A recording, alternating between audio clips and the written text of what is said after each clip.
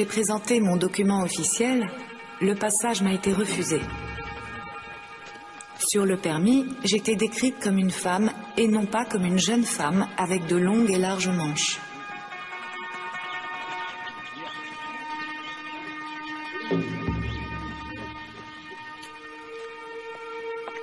Je dus alors retourner à l'auberge. J'étais effondrée. Tsujo ne sait pas si elle sera autorisée à poursuivre son voyage. Dans son journal, elle décrit la nuit blanche qui s'ensuivit. Mes larmes obscurcissent la lueur de ma chandelle. Je me sens très nerveuse. Les mots sont insuffisants pour décrire ma tristesse. Au petit matin, vers 4 heures, j'ai entendu des voyageurs qui se rassemblaient et qui s'interpellaient, ainsi que le hennissement d'un cheval et des bruits d'étriers. J'ai alors ressenti une profonde jalousie. Depuis plusieurs jours et plusieurs nuits, je maudis les obstacles que doivent surmonter les femmes.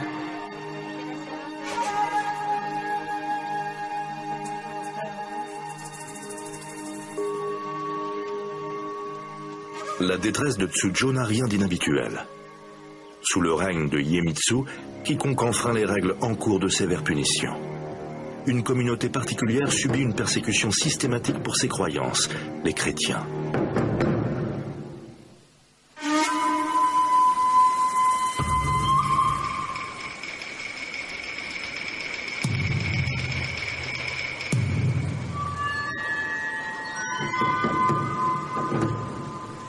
Le shogun Iemitsu offre des récompenses pour l'arrestation de tout japonais prêchant ou ayant embrassé la foi chrétienne. Tout informateur révélant où se trouvent des fidèles doit être récompensé en conséquence. S'il peut révéler où trouver un prêtre, 100 pièces d'argent doivent lui être remises.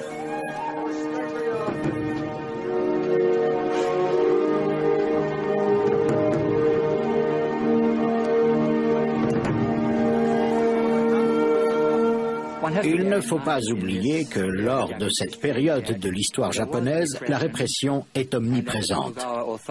Les shoguns Tokugawa veulent conserver la société japonaise telle qu'elle. Cela conduit certaines personnes à considérer la chrétienté comme une religion subversive, susceptible de bouleverser la structure sociale, la hiérarchie sociale du Japon. Sous le règne de Iemitsu, tous les missionnaires étrangers sont victimes de déportation. Mais cela n'empêche pas les chrétiens japonais orphelins de conserver leur ferveur.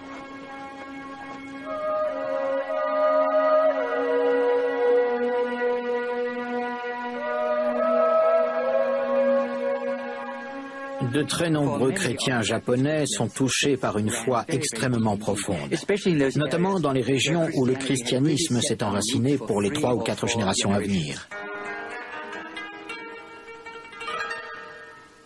Le shogun est le grand ennemi des chrétiens.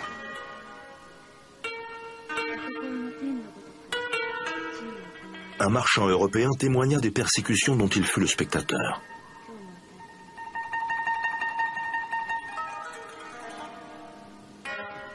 J'ai vu 55 martyrs qui refusaient de renier leur foi chrétienne. Parmi eux, 2 jeunes enfants âgés de 5 ou 6 ans furent brûlés au bûcher dans les bras de leur mère en criant « Jésus, accueille leurs âmes ».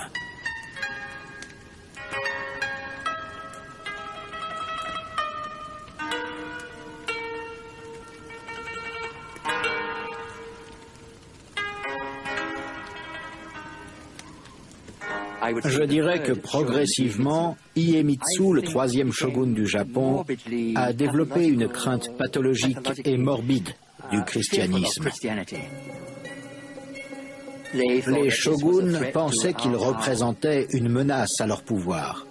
Ils ont en quelque sorte éteint le courant dans le but d'éradiquer cette religion. Elle était considérée comme étant le mal, comme une religion malicieuse, subversive. C'est pour cela qu'ils ont pris des mesures aussi extrêmes pour tenter de l'éliminer.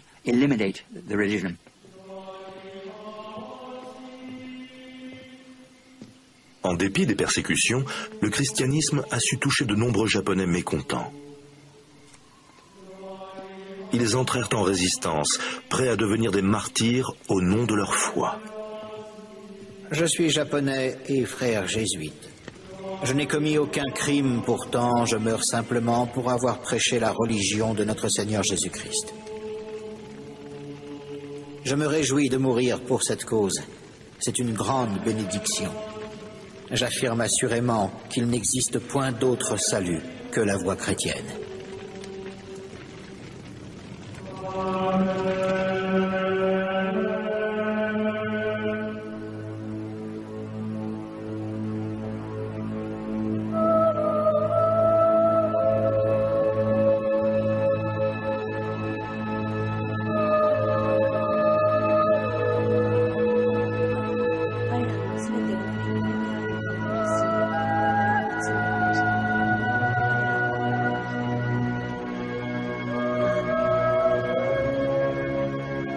Iemitsu est fortement perturbé par l'implantation du christianisme, notamment dans le sud du Japon où vivent un très grand nombre de fidèles.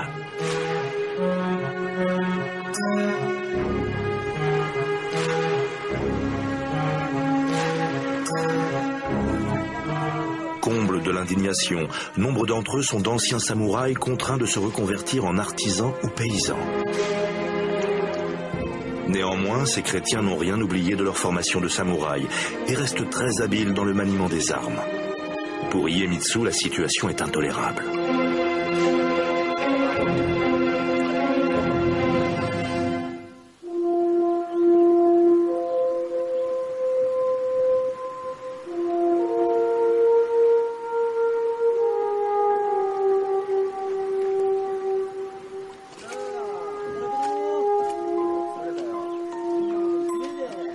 L'absolutisme du shogun n'épargne aucun aspect de la vie de la population, pas même celle des paysans.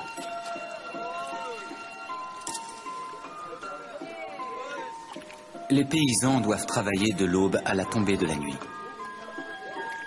Épouses et filles doivent préparer le repas 3 fois par jour, porter un bandeau rouge et apporter le repas au champ. Après avoir rejoint le foyer à la tombée de la nuit, belle-sœur et cousine doivent poser les pieds fatigués de l'homme sur le ventre de son épouse et les masser.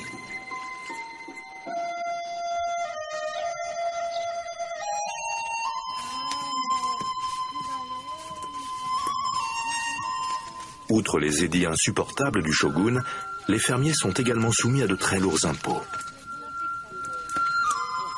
Ils doivent s'acquitter de taxes sur les fenêtres, les étagères, ainsi que d'un impôt pour chaque nouveau-né et d'un impôt supplémentaire lors des funérailles d'un membre de la famille.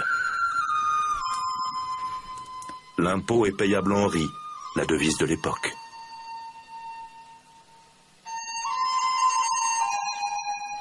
Les paysans ne sont même pas autorisés à manger le riz qu'ils cultivent.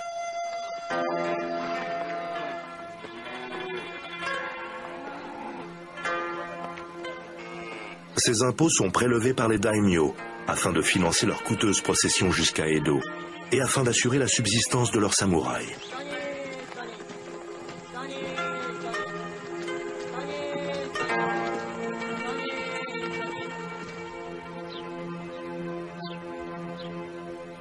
Les fermiers vivent dans une très grande misère, comme le déplore ce chroniqueur japonais anonyme. Chaque année, la fatigue accable encore plus les paysans. Comment est-il possible de vivre dans de telles conditions ?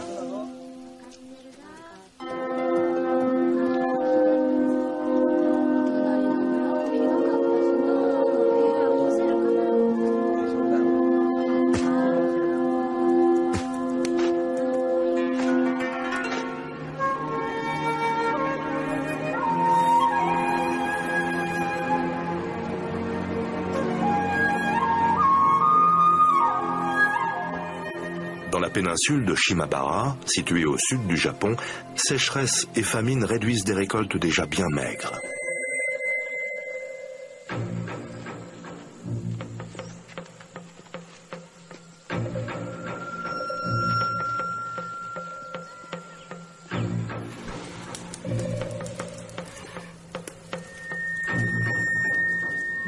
Les paysans incapables de payer l'impôt sont sévèrement punis.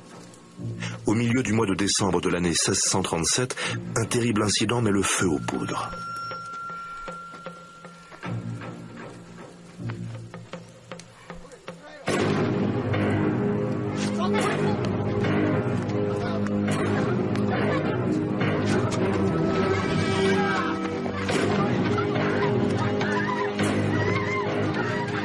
La jeune fille d'un fermier ne pouvant pas payer l'impôt est capturée et torturée.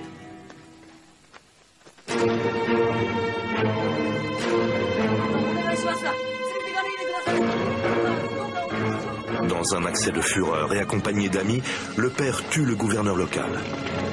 L'ensemble du village, samouraïs, paysans et chrétiens se soulèvent. Rapidement, toute la région tombe aux mains des rebelles, soit 40 000 hommes. Ce qui, à l'origine, était un soulèvement social, une révolte contre une fiscalité affreusement injuste, affamant les paysans, s'est progressivement transformé en une rébellion chrétienne. Un marchand européen fut témoin de l'insurrection.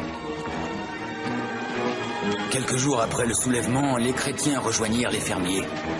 Ils criaient à travers le pays que le temps était venu de venger la mort des nombreux chrétiens et prêtres innocents et qu'ils étaient prêts à mourir pour leur foi. Les rebelles se réfugièrent dans un château abandonné, en bord de mer. Se sentant protégés, ils firent venir femmes et enfants à l'intérieur de la forteresse où ils se barricadèrent.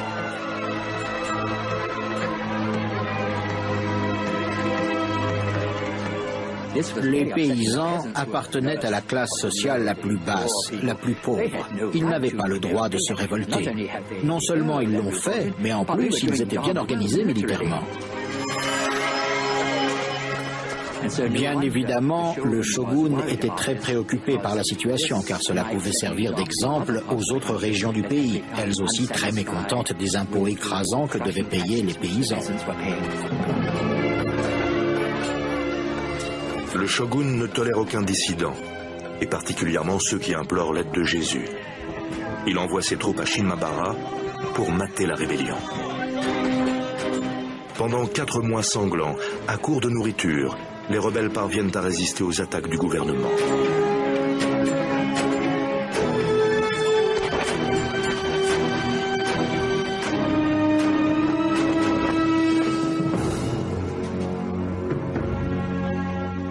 Iemitsu, exaspéré de voir la rébellion perdurer, demande aux Néerlandais d'envoyer un navire armé de canons pour attaquer le château assiégé. Les Hollandais ne tenaient pas à participer à cette campagne. Néanmoins, ils voulaient désespérément conserver les accords commerciaux qu'ils avaient conclus avec le Japon. S'ils n'obéissaient pas aux ordres du shogun, celui-ci risquait de leur dire « Puisque c'est ainsi, vous pouvez rentrer chez vous ». Le shogun donne l'ordre d'incendier le château. Les rebelles résisteront farouchement mais ne pourront éviter une fin inéluctable.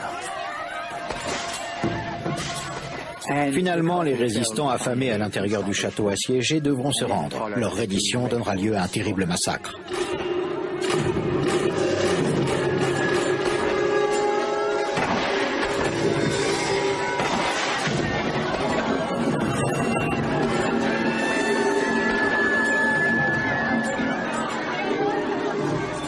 Ce sera la toute dernière bataille de l'histoire du Japon.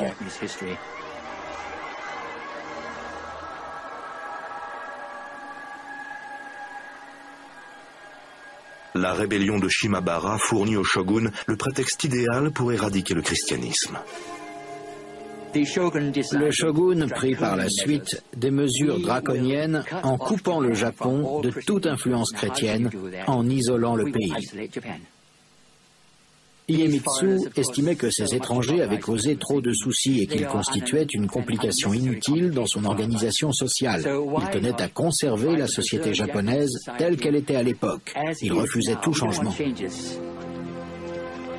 Iemitsu promulgue plusieurs lois restreignant les voyages à l'étranger.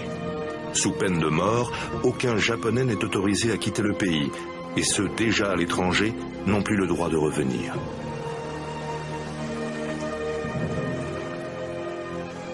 Pour s'assurer que ces édits soient respectés, il fait détruire tous les navires capables de naviguer en pleine mer.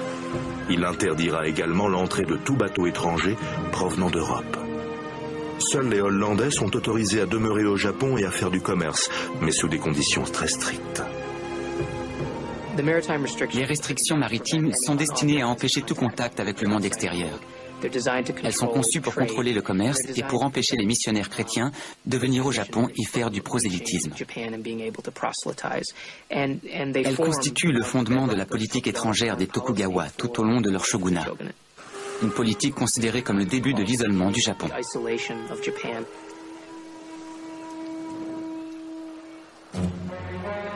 2 ans plus tard, au mépris de l'interdiction du shogun, une délégation officielle portugaise accoste au Japon. Le shogun ne fera preuve d'aucune mansuétude. Il ordonne l'exécution des 57 passagers, y compris les ambassadeurs et leur équipage, et fait brûler le navire. Les quelques survivants seront renvoyés avec la mise en garde suivante. Une punition similaire sera infligée à toute personne accostant au Japon en provenance du Portugal, qu'il s'agisse d'ambassadeurs ou de marins perdus ou poussés par la tempête. Si le roi du Portugal ou même le dieu des chrétiens devait se présenter, ils subiraient tous deux le même châtiment.